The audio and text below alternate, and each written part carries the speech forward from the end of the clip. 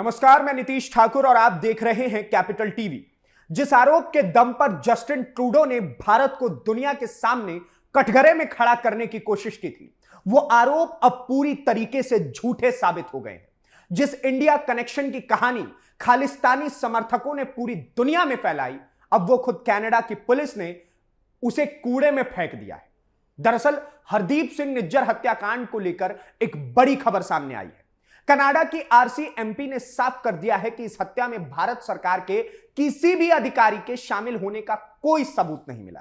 यह बयान उस समय आया जब अमेरिका ने जेल में बंद गैंगस्टर लॉरेंस बिश्नोई और उसके साथी गोल्डी बरार पर निज्जर की हत्या की साजिश रचने का आरोप लगाया है। अब याद कीजिए 2023 का वो दौर, जब जस्टिन ट्रूडो कनाडा की संसद में खड़े होकर के दावा करते थे कि निज्जर की हत्या में भारत सरकार के एजेंटों का हाथ है।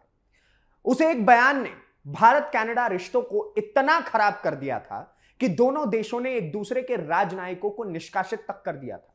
भारत ने शुरुआत से ही इस आरोप को बेतुका, इलॉजिकल और घटिया पॉलिटिक्स का आरोप बताया था, लेकिन कनाडा में बैठे खालिस्तानी समर्थकों ने इस झूठे नैरेटिव को हवा देने में कोई कसर नहीं छोड़ी थी। लेकिन अब असली जांच हुई। अमेरिका भी मामले की तह तक जाकर आरोपियों को चार्जशीट किया तो सच्चाई कुछ और ही निकली।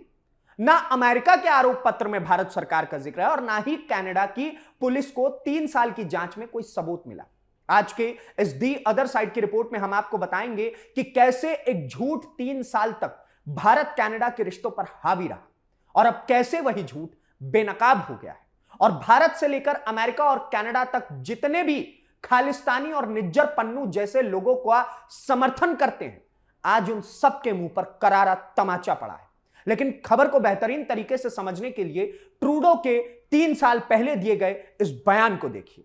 Over the past number of weeks, Canadian security agencies have been actively pursuing credible allegations of a potential link between agents of the government of India and the killing of a Canadian citizen, Hardeep Singh Nijjar. Nijjar की हत्या 18 जून 2023 को Canada के सरे शहर में हुई थी।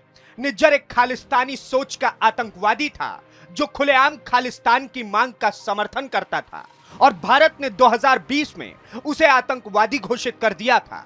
एक गुरुद्वारे की पार्किंग में 2 नकाबपोश हमलावरों ने उसे गोली मारकर उसकी हत्या कर दी।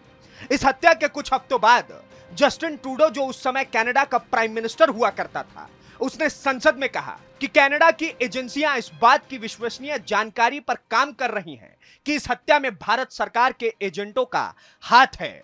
भारत ने इसे बेतुका और राजनीति से प्रेरित बताया था और कहा कि कनाडा ने आज तक कोई ठोस सबूत पेश ही नहीं किए। इसके बावजूद रिश्तों में खटास इतनी बढ़ी कि अक्टूबर 2024 में भारत को अपने हाई कमिश्नर संजय कुमार वर्मा समेत 6 राजनयिकों को वापस बुलाना पड़ा और जवाब में उतनी ही संख्या में कनाडा के डिप्लोमेट्स को निष्कासित किया गया।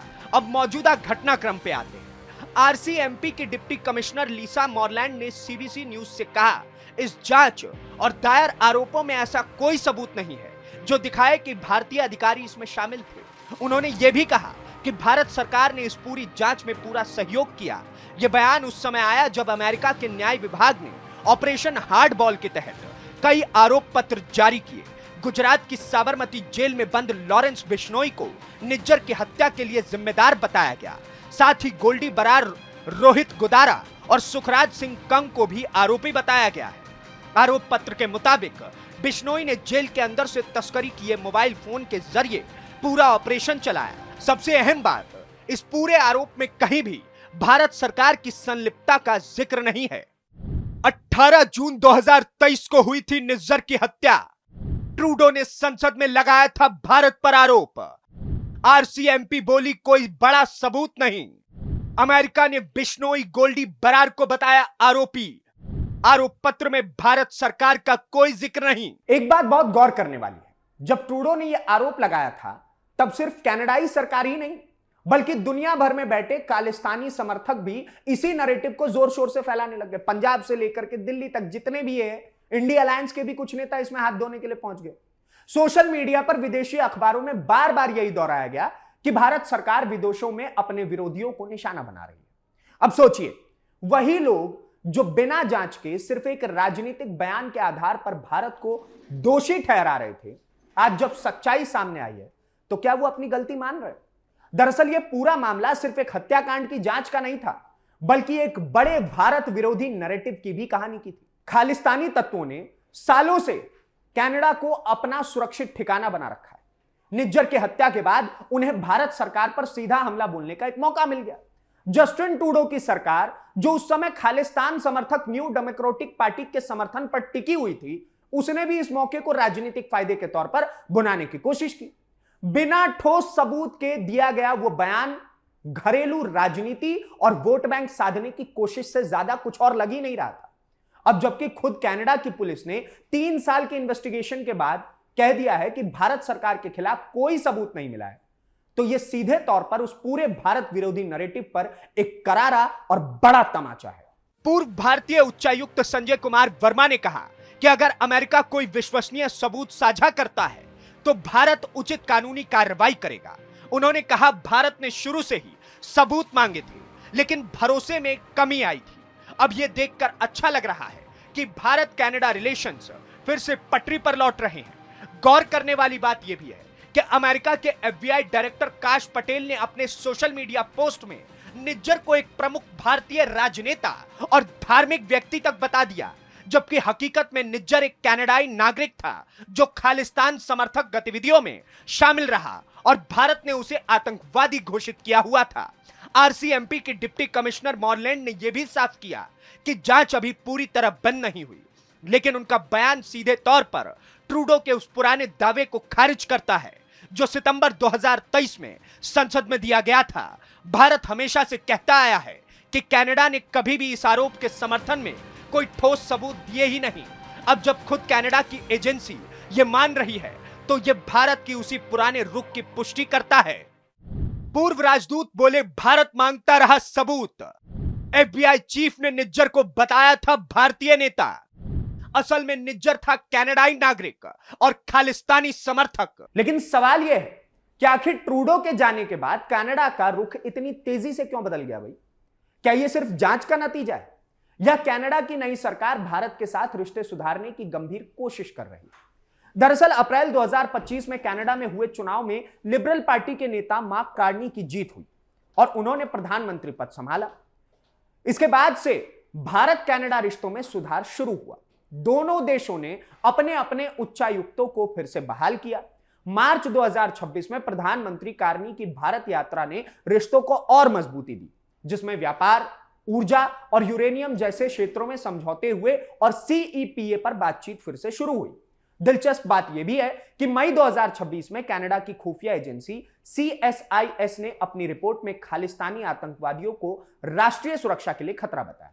इसके साथ ही कनाडा की खुफिया एजेंसी ने पहली बार खुलकर 1985 के एयर इंडिया बम धमाके के लिए भी खालिस्तानी आतंकियों को जिम्मेदार ठहराया, जिसे भारत लंबे समय से खालिस्तानी आतंक की साजिश बताता रहा था। यह कनाडा के रुख में एक बहुत बड़ा बदलाव माना जा रहा है।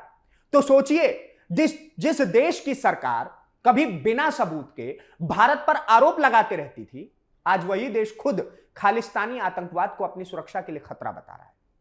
क्या यह इस बात का साफ संकेत नहीं है कि पिछली सरकारों का रुख कहीं ना कहीं राजनीति से प्रेरित था, ना कि फैक्ट्स के आधार पर वो बयान दिए जाते थे? और आप एक और चीज देखिए भाई कि कैसे आज भारत की डिप्लोमेसी इस मामले में पीक कर रही है और ये जितने भी भारत विरोधी स्टेटमेंट्स देने वाले लोग हैं, सब खत्म है। विशेषज्ञों का मानना है कि RCMP का यह ताजा बयान सिर्फ एक जांच अपडेट नहीं, बल्कि भारत कनाडा रिलेशंस में एक बड़े बदलाव की पुष्टि करता है। एक तरफ अमेरिका के आरोप पत्र ने इस पूरे मामले को गैंग वॉर और संगठित अपराध का रूप दे दिया, तो दूसरी तरफ कनाडाई पुलिस के बयान ने ओटावा के पुराने राजनीतिक दावे को पूरी तरह कमजोर कर दिया है। यह घटनाक्रम ऐसे समय पर सामने आया है जब भारत और कनाडा ट्रूडो युग की कड़वाहट को पीछे छोड़कर आगे बढ़ने की कोशिश कर रहे हैं। हालांकि यह अब भी याद रखने वाली बात है कि RCMP का यह बयान निज्जर हत्याकांड की जांच को पूरी तरह खत्म नहीं करता, बल्कि इस मामले से जुड़े कनाडाई सरकार के पुराने घटिया नैरेटिव को बदल देता है। भारत के लिए यह घटनाक्रम एक बड़ी कूटनीतिक जीत की तरह देखा जा रहा है।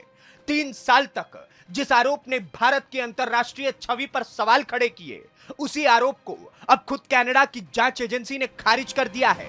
यह उन तमाम खालिस्तानी समर्थकों के लिए भी एक बड़ा झटका है जिन्होंने इस मामले को भारत को बदनाम करने के लिए हथियार बनाया था। अप्रैल 2025 में मार्क कार्नी बने कनाडा के प्राइम मिनिस्टर। मार्च 2026 में कार्नी का भारत दौरा, कई बड़े समझौते, CSIS की रिपोर्ट में खालिस्तानी आतंकवादी को बताया खतरा, एयर इंडिया बमकांड में भी खालिस्तानी भूमिका स्वीकारी, भारत कनाडा रिलेशंस में सुधार की प्रक्रिया तेज। तो कुल मिलाकर हरदीप सिंह निज्जर हत्याकांड को लेकर भारत पर लगाया गया सबसे बड़ा आरोप अब पूरी तरह हवाई साबित हो चुका है। 3 साल पहले जस्टिन ट्रूडो ने जिस नैरेटिव को कनाडा की संसद से हवा दी थी, उसी को आज खुद कनाडा की पुलिस ने कूड़े में डाल करके फेंक दिया है।